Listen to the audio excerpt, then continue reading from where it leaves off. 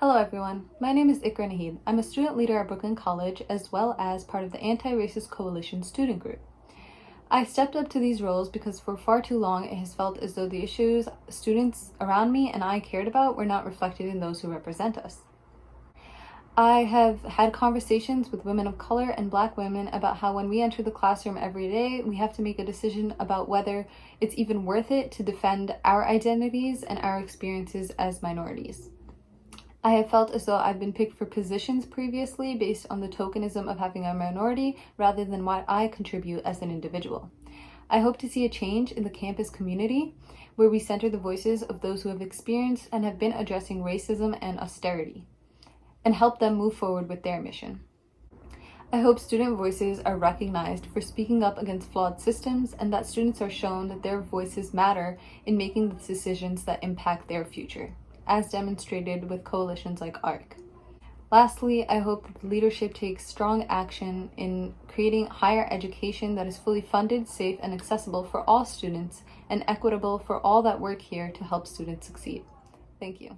Why is a different form of leadership essential to an anti-racist agenda? I mean, if we think about the organizer at Brooklyn College, whether it's Black faculty and staff, faculty of color, Latino faculty and staff, Puerto Rican Alliance, all of these groups that do great work are still easily dismissed by the administration when we present ideas. Exactly, and that's part of the biggest problem with top-down leadership.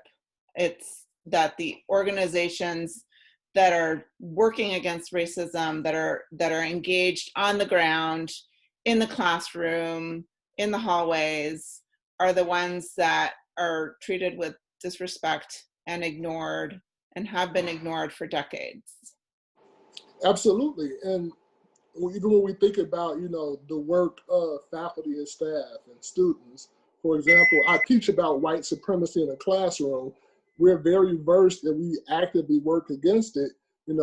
It's better that this leadership comes from the bottom up rather than administration who actually seeks to preserve these structures because that's how they've been employed to operate. But what does this leadership look like tangibly, a different type of leadership?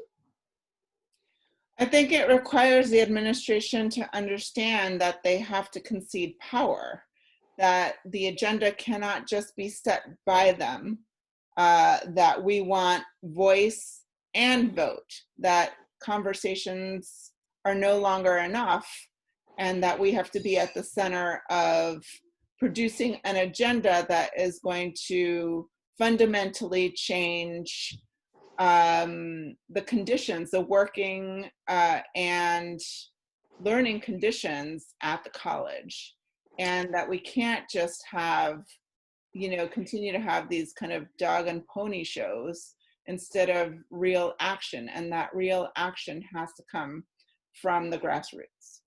Mm-hmm. And you said voice and vote. That's the key thing.